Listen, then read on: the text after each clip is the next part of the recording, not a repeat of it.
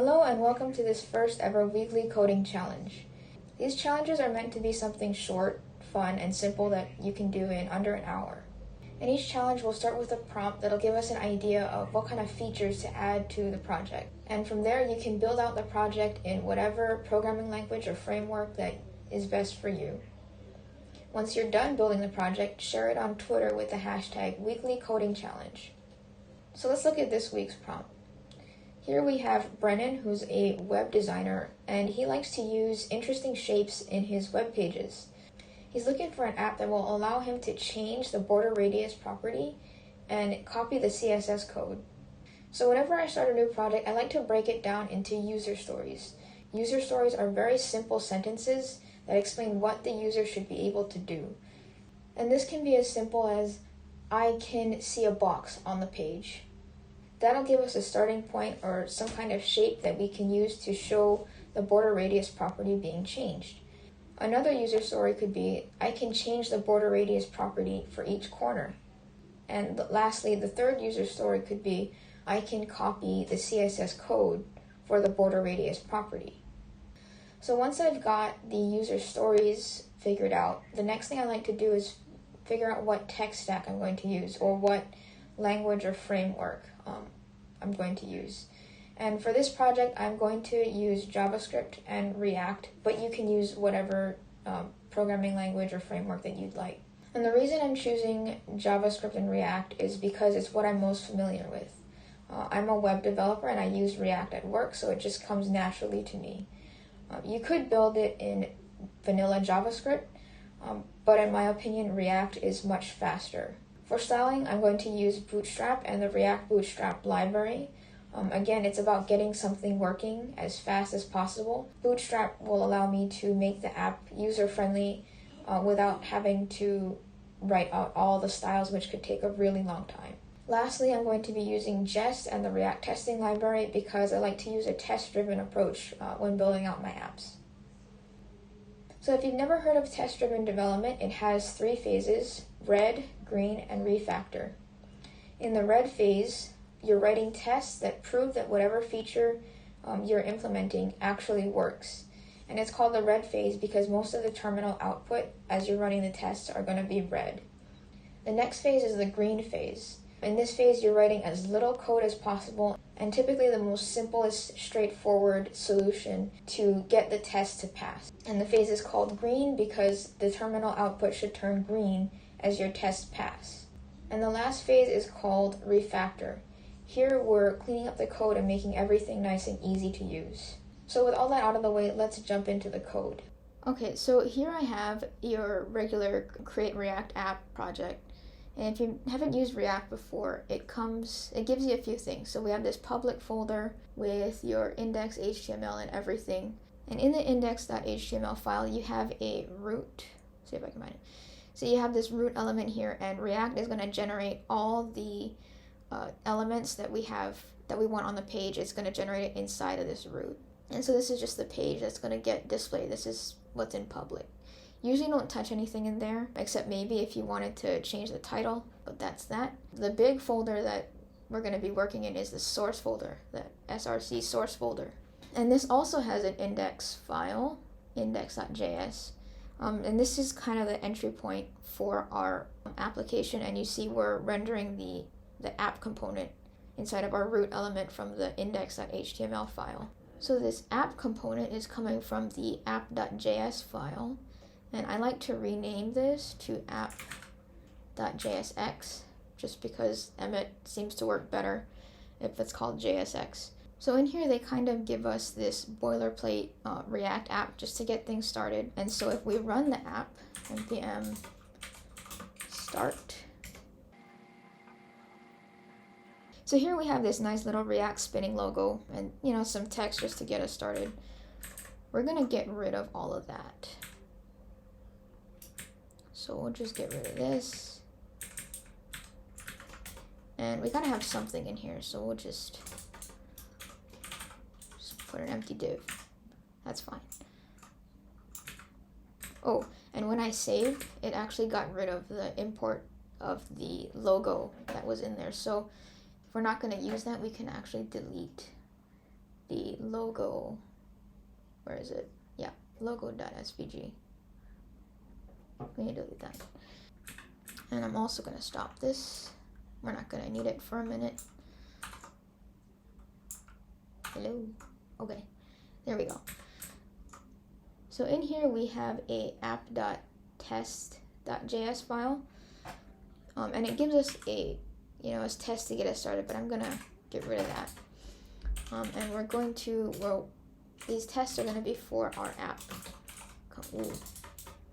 Going to be for the app component. All right, so this, it's just a way, the describe function is just a way to group all your tests together and keep everything nice and organized. So we'll write our first test. I want test. And so it reads kind of like a sentence, right? So app component should, and then what's it going to do? So our first user story was the app should show a box, right? So there are 3 stages to writing the individual tests, and they're called the 3 A's. And the 3 A's are arrange, act, and assert. So in the arrange portion, we're going to think about how do we want to use this app component. So with the React testing library, we render apps by using the render method that they provide. So we can say render, and we'll write the JSX app, and just like that. But the render function actually gives us some extra things. They give us some extra functions we can use to check that certain elements are inside the app or inside the component and pull them out so that we can test them further. So what we can do is we can destructure some of those functions out of the return value of the render call. So we'll have that. And one of the functions that it comes with is called get by label text. Right, get by label text. And we're going to use that function to see if there is an element with the label box. So the next part of the test is the act step. Now in this step, we're not going to have anything because we're just saying that, well, there should be a box on the page. Nothing we can really do. But we do need to do the third step, which is assert. Right, so how can we prove that there is actually a box on the page? And in jest, we can say expect, and we'll use the get by label text function, right? And we'll give it the string box. We're looking for an element with the label box. And how do we know it's a box? Well, it probably has some kind of width and a height, and it'll probably have some kind of background color to it so that we can actually see it. And since we're working with the border radius, it should also have a border radius property with all the corners set to 0. So once we've called this expect function, we can say dot to have style, which is a matcher that comes specifically with the React testing library. And we'll check for a width of, say, 200 pixels. Not ox, pixels. And we'll check for a height of 200 pixels. A background color of, say, I don't know, cornflower blue. And we'll also check for a border radius of 0%.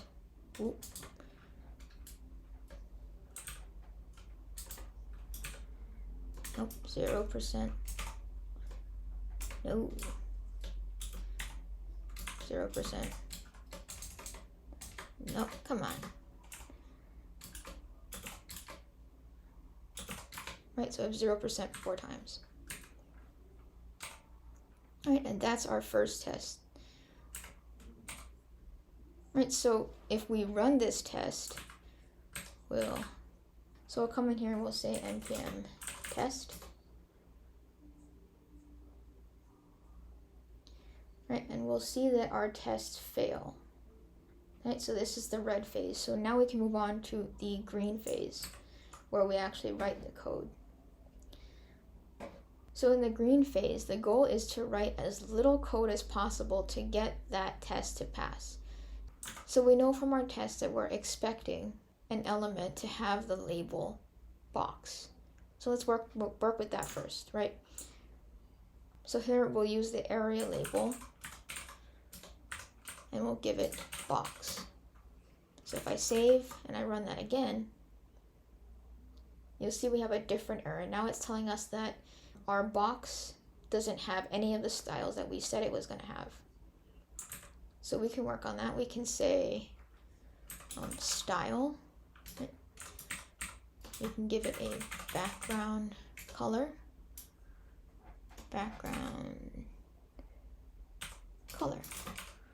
And we said cornflower blue. Right? And we said we wanted a width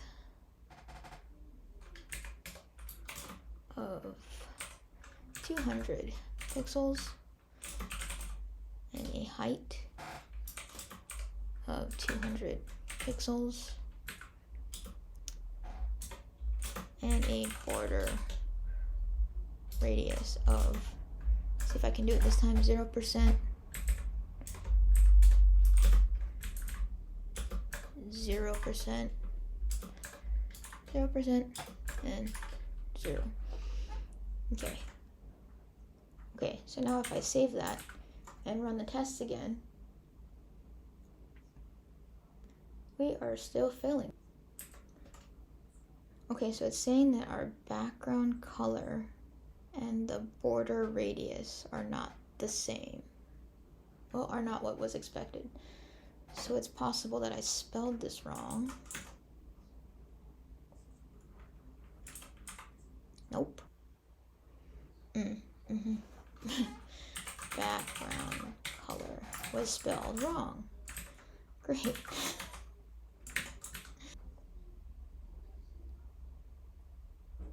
And now that one passes. Right? So that's red, green, and now if we wanted to refactor, well, there's nothing we can really refactor yet. I mean, I guess if you really wanted to, you can put the style in a separate object so that it's not littering up your JSX, but I'm not going to do that, so that's fine. We'll just move on to the next one. So the next user story that we had was the user can edit the border radius for each of the corners. So we can say test should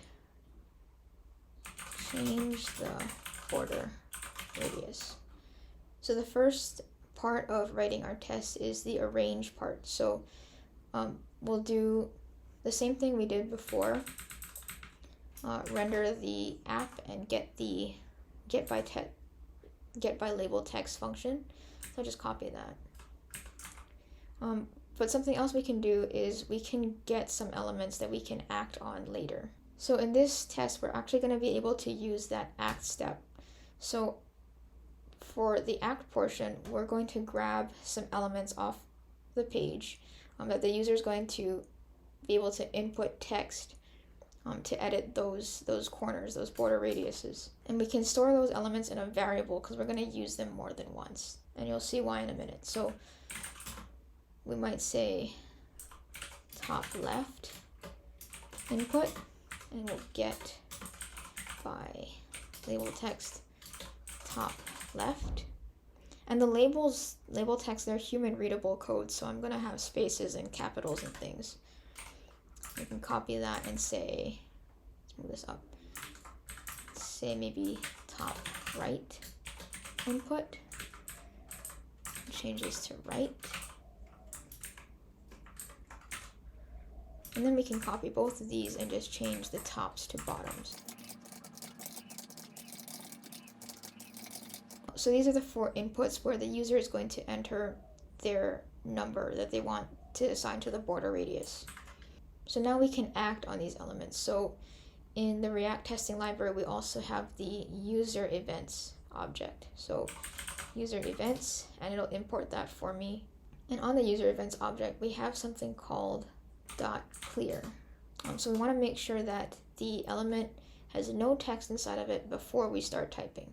So we'll say top left input, And we can do this for all of them. So we'll just say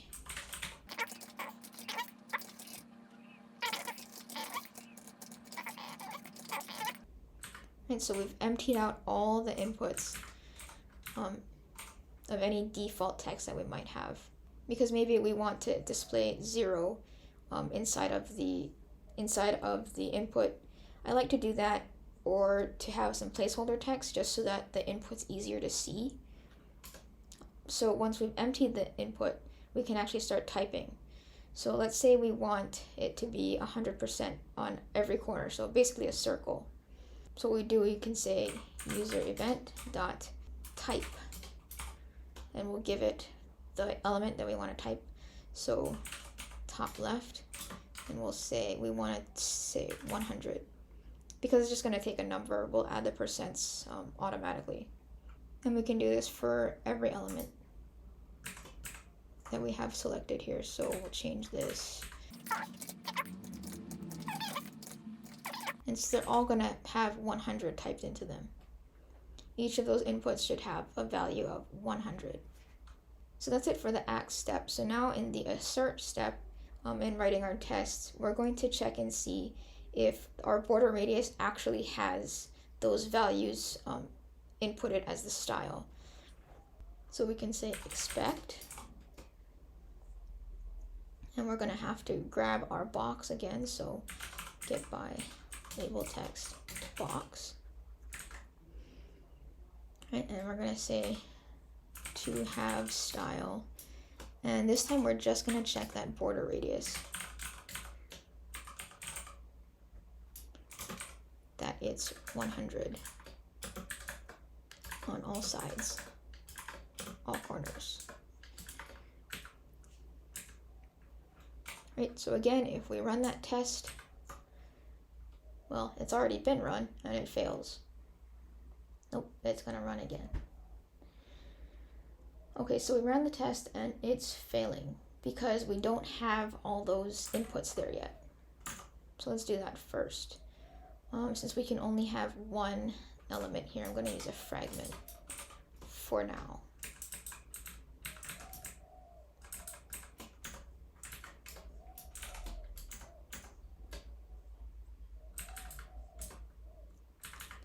We're going to say input of type number, number, and we actually don't need all that.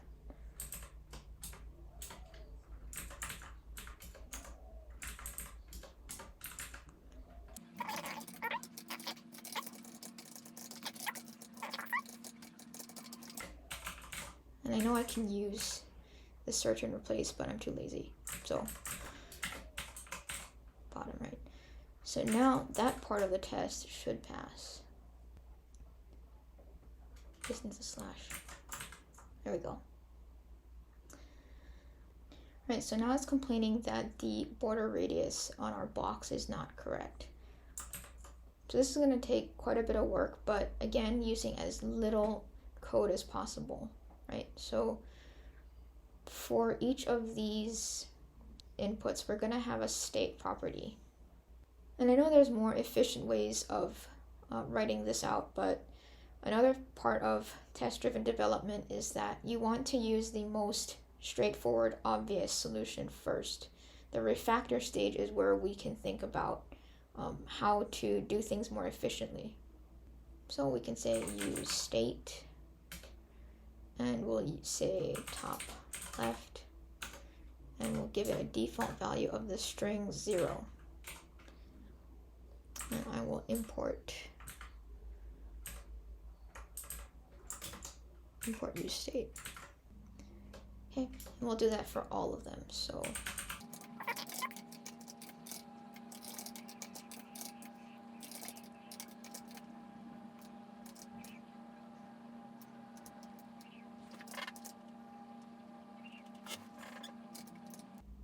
okay, so now that I have all these state variables and we're getting all these warnings because we're not even using it, I'm going to assign the value for each input to the to this first variable. This is going to be the value, And I'm going to set the on change to this set function that we get from useState. So in here we can say value is equal to left, top left, and the on change is going to be equal to a function that takes the event and does a set top left, and we'll pass in the e.target.value. So that's going to give us the value that the user typed in, and it's going to assign it to that the top left variable. It's going to get updated, and the whole, well, this component is going to get redrawn in the page. So I'm going to do this for each of them and come back.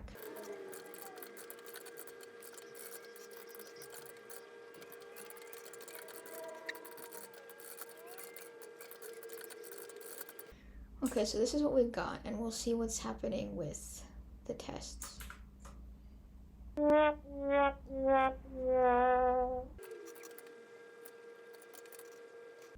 Okay, so our test is still failing, and that's because we haven't plugged in the values into the actual border radius style. So we can do that. Come back up to the top, and we can change this border radius value into a template string using the backticks. So we'll replace those zeros with a $sign and some curly braces and say top left, top right. And here's the tricky part you have to pay attention to, because the border radiuses go in clockwise fashion. So instead of bottom left, we're going to say bottom right.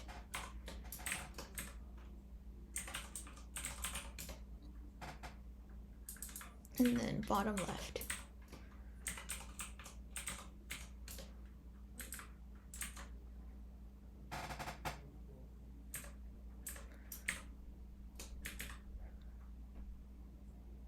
Right, and I've kept the percentage signs there because we're only getting the number. And we're still getting an error, so we'll see what's happening now. So again, I honestly don't know what's going on here, so we're actually going to log all of this within the function. It's usually a bad idea. Well, it is a bad idea to do this, but we'll make sure to clean that up as soon as we resolve this issue. So it'll run this again, and it should give us the output. So there's something wrong with my test because it seems to be missing.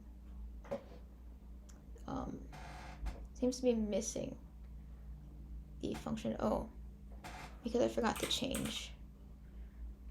This should be top left, top right, that's correct, bottom left, and this should be bottom right input. So that might help some.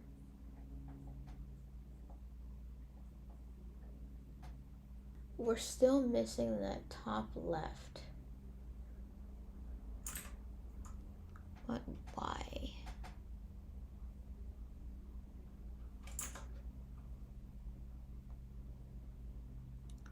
Input value equals top left.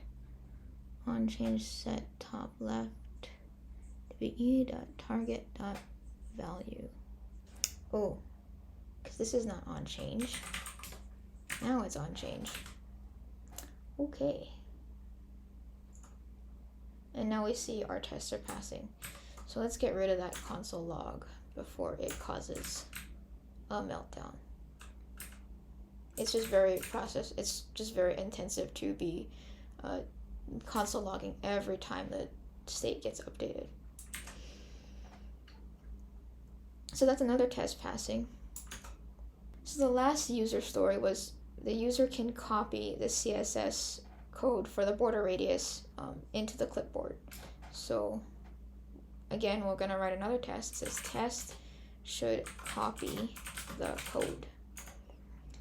So again, we start with the arrange step and rendering out our app component. So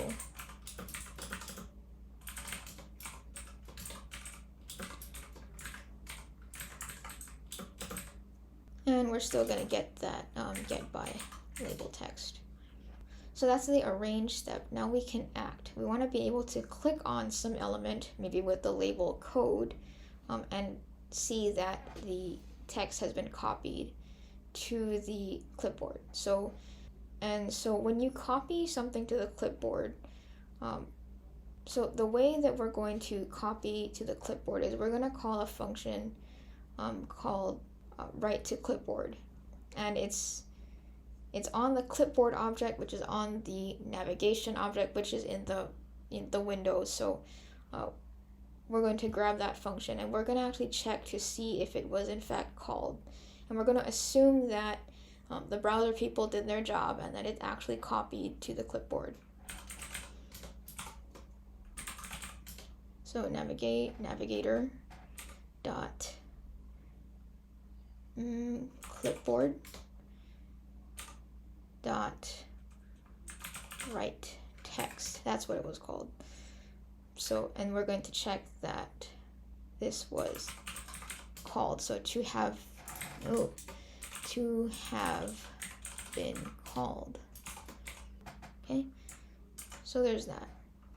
And if we check back and see, our tests are failing once again. So for this, we're going to have an element. I'm going to make it a pre, and it'll have the area label of code, and that'll fix that error.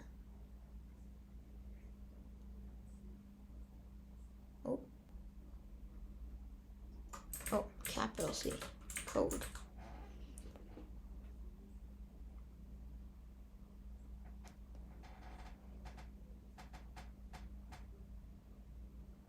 Okay, so now it's giving us an error saying that the clipboard is undefined.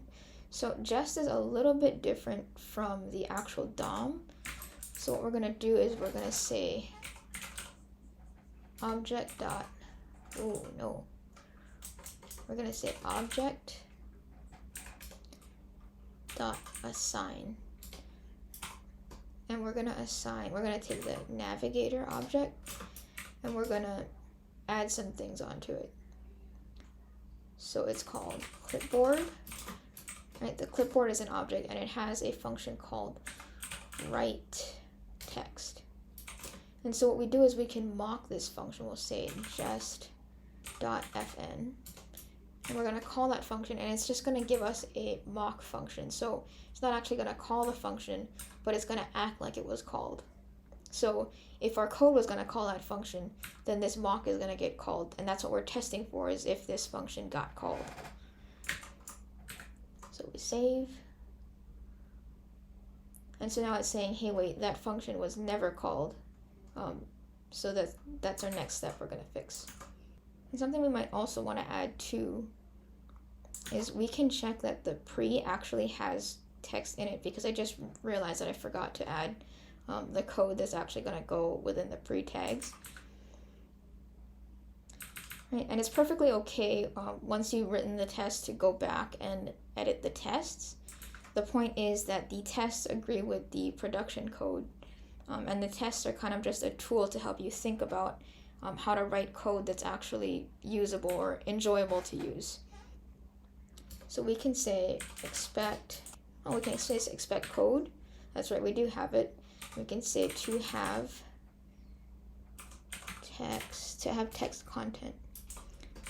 And so we can say we wanted to say border radius. And since the component has been re-rendered, all the values have been reset. So we're going to expect all the corners to be 0 again.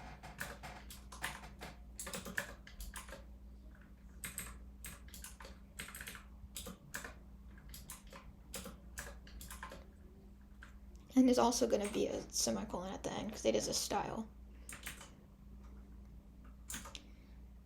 So now, just to double check, that test is still definitely not passing. So I'll make this a template literal, and we'll say border radius, and we'll use the values again.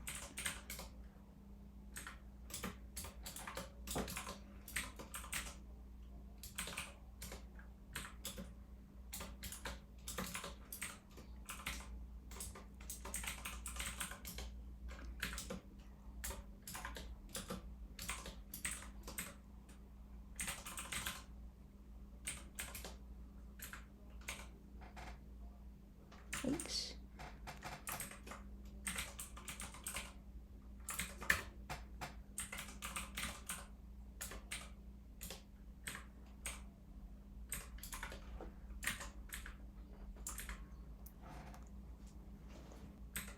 Oops. Spelled radius wrong. Okay. And I spelled border wrong in the test.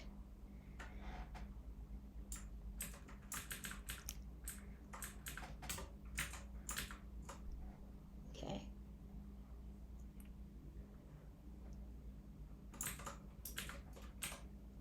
Come on, man. Border radius. And that should be small. Border radius. Okay, so now we're back to where we started, and it's still saying that the function was never called. So to solve that, we're going to have an on click on the pre element, and it's not going to take any parameters, but we're going to call navigator dot clipboard dot write text, and I'm just going to copy all of this here.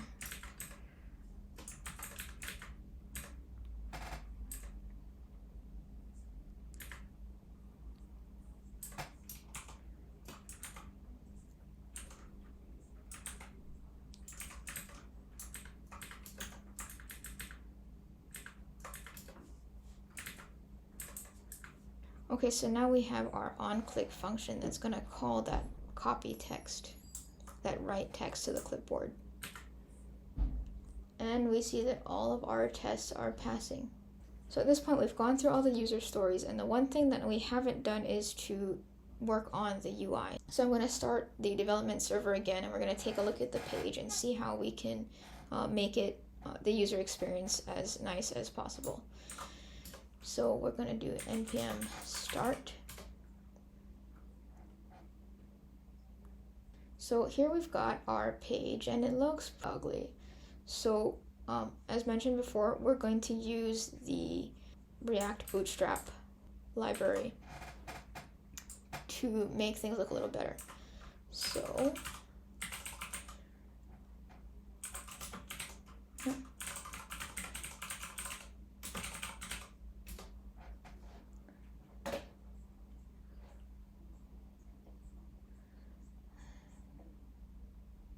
and since I can't be bothered to remember what the command is to import or to add the project, I'm going to stop this for a minute and install React Bootstrap or Bootstrap React. And so while that's installing, there's actually a part here where we need to add the CSS. I'm going to add that in the index.js file.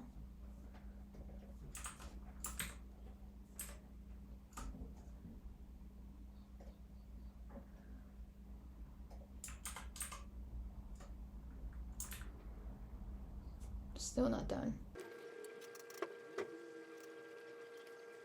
One eternity later. My gosh, this is taking forever. I just downloaded it this morning. Isn't it cached or something? Gosh. So much later that the old narrator got tired of waiting and they had to hire a new one. Okay, well that took forever. So now that we've got that imported, we can start by replacing this fragment with a container. That makes everything look better. And I usually like to give the container some padding on the top and the bottom, like a whole bunch. So if we look at our page now,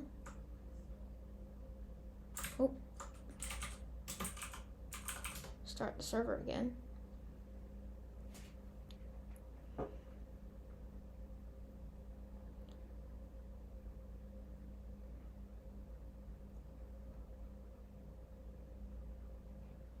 If we look at our page now, we have an error. So it's because it didn't finish over here. Okay. Now we should be good. refresh. And so it's a little bit better. We have everything kind of centered. It's not so squashed up against the edge of the screen. But we can probably start by having the box on the left side and all the controls on the right side. So for that, we're going to make a row. Yep. And inside the row, we're going to have 2 columns. And they're going to both have a width of 6 and medium screens.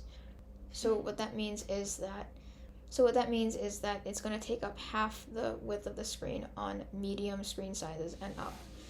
And the reason we have 6 there is because the Bootstrap grid system works on 12 columns, so we're taking up 6 for each of these. So we put the box,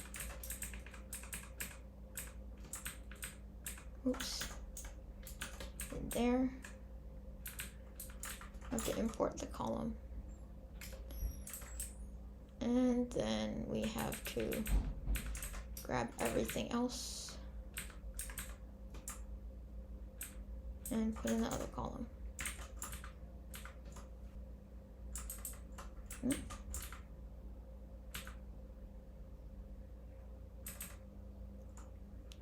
And they're not oh, that's why.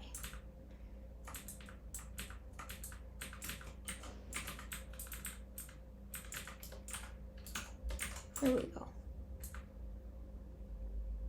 Okay, so that's a little bit better, but maybe I want inputs to kind of resemble the corners. So if I want the top left and the top right on one line, and then the bottom left and bottom right on a line, then they kind of correspond to the corners on the square. And really, you can lay this out however you want. This is just the simplest thing that I can think of using Bootstrap. So inside the column, we can have 2 rows. And again, with that 2-column layout.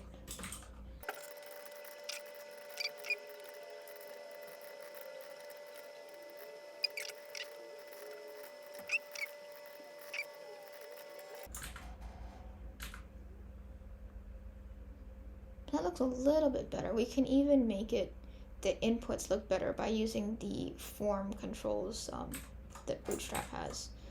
So I'm just going to look for the input, and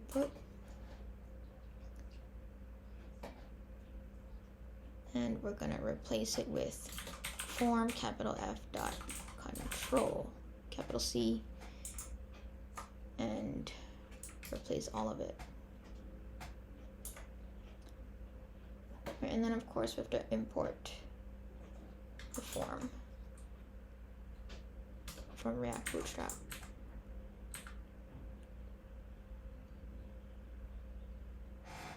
So that's an improvement as well, but it would also be nice if there were labels. So we did put the area label there, but now we need a human readable label. So for each one, we can start from the top. Where's the top? Okay. And say capital form label, and that'll be top left. We'll do that for each input.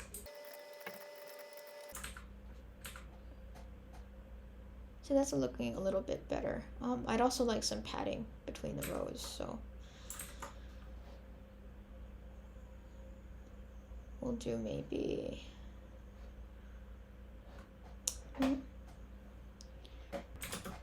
class name, and we'll do. Alright, so that's looking a whole lot better. One more thing, we also need to make that text, the code, look a little bit better. And so I'm thinking we can put it in an alert, just to make it look, just make it stand out a little bit more. So alert.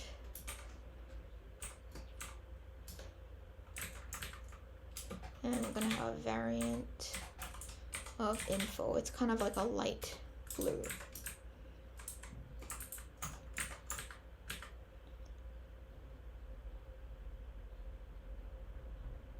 Oops. Did I break something?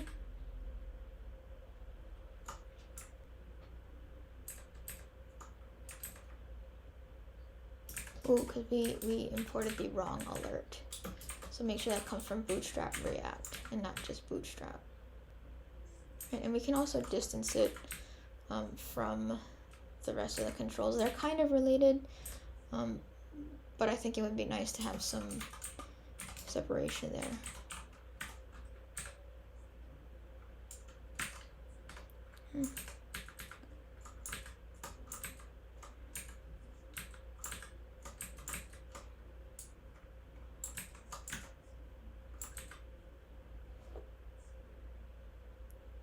Okay, so that's better. So now we can test it. We can say if we click, so maybe if we make this like 50, and maybe this one 50. That's kind of cool. So we'd copy it. And if we come down here, we can find that it's been pasted. Well, that we can paste it. So that's cool. But you might notice that when I click this thing, there's no feedback. There's nothing telling me that I actually clicked it. And another thing is that if you click the outside, it actually won't copy. So first thing we can do is to move this onClick function onto the alert. So anything that's blue, that light blue color, can be clicked on to copy.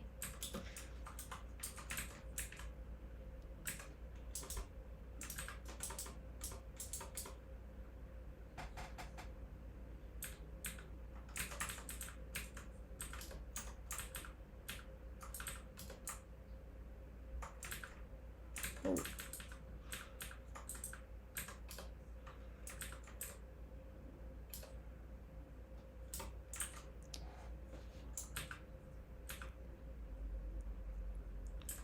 So that works. And for to provide some feedback, first off, maybe when we hover, we want the pointer, well, the cursor to change to a hand, you know, like a link, so it indicates that it's clickable.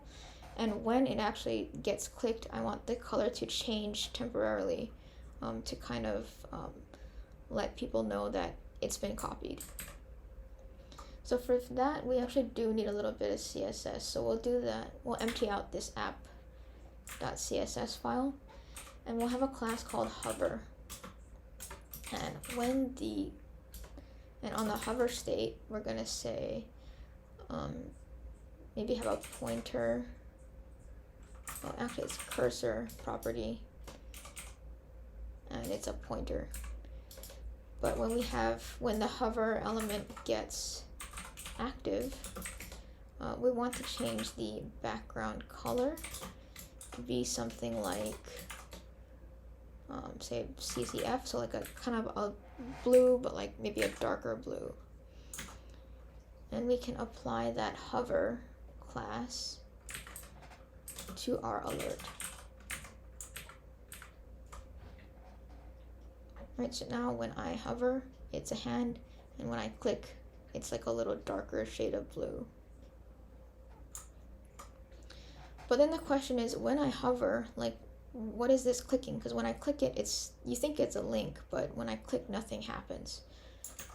So for that, Bootstrap has a component, and I'll look in their documentation for a component called tooltip.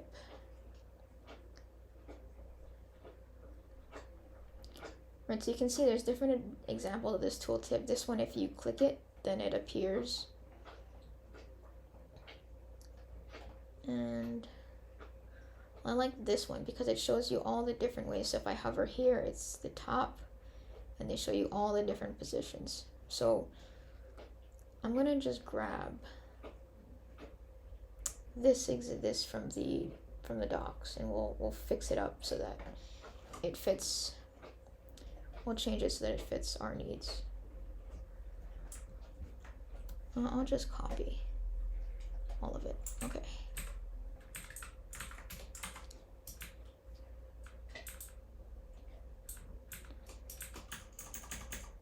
So I've copied this here. We're not going to need that fragment. So I'm going to take that out. And we're not going to need that array because we only need one. Take that out.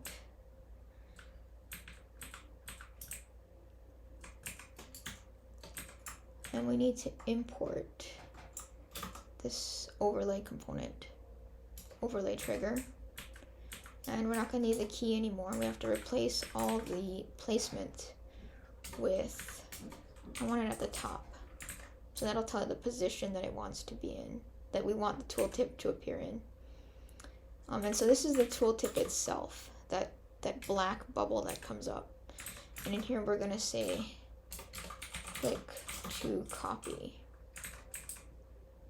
Right, and in here is the actual element that they're going to hover on to cause the tooltip to appear. So just grab all of this alert and everything in it, and put it inside the overlay trigger. So now if we come back to our app, line 71. Oh, we'll take that out. We don't need that ID. So now if we come over here and we hover, whoops. Yeah, so make sure that tooltip comes from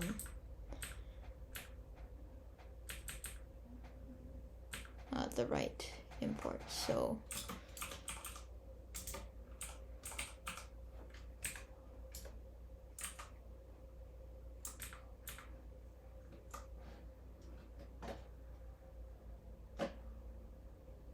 now when we hover, it says copy to clipboard, and we can click on it and it lets us know that it was copied, and everything works.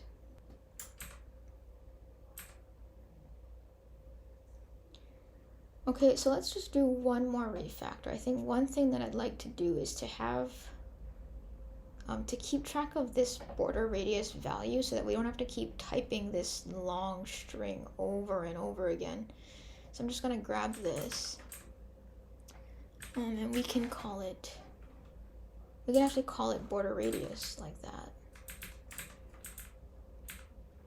So we can say const border radius, spelled correctly, I hope, and paste that in there. So it'll keep track of, because this part will get run every time the function is called, every time the component gets updated, that value will also get updated.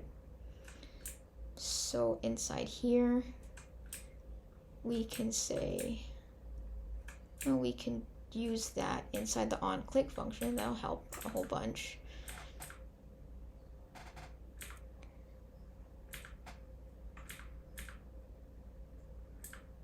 Border radius, so we can get rid of all of that, not the semicolon though, and then just do border radius. And inside here, inside the the same thing, and get rid of all of that, and everything should still work as intended. So we can say, and do the 50 again, and 50, and copy, and copy it, and it's there. Still works. So I'm going to stop this. And so remember I said that once we're done refactoring, you have to make sure that all the tests still pass. So npm test, see if everything still works. And it did, but we have this warning. And in order to get rid of that warning, we actually have to fix our tests a little bit. I'm the tests. So I'm not entirely sure how the Bootstrap, the React Bootstrap components work, but for some reason, this click function or anything to do with the overlay needs to be awaited, like an async function. So we have to make this test asynchronous. And we have to wrap this line, this user event.click line, we have to wrap it in an act call that we're going to await.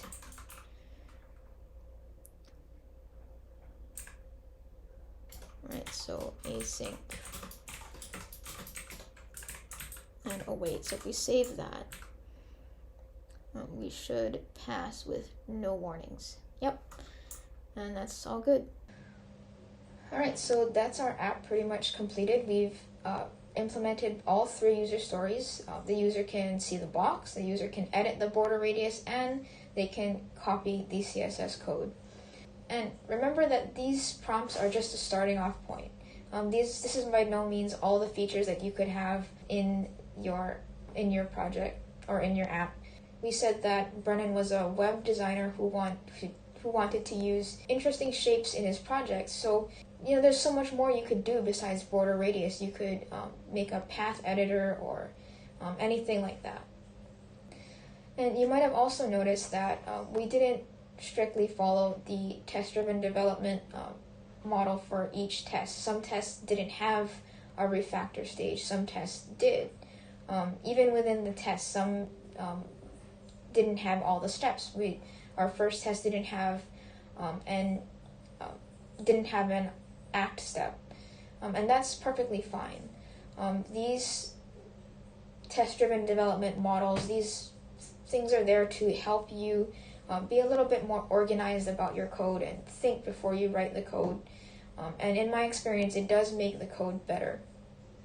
But it's also important that you change things up to fit the way that you think. So if you think of something that you forgot to do, maybe in a previous step, it's perfectly fine to jump around a little bit if it fits your needs.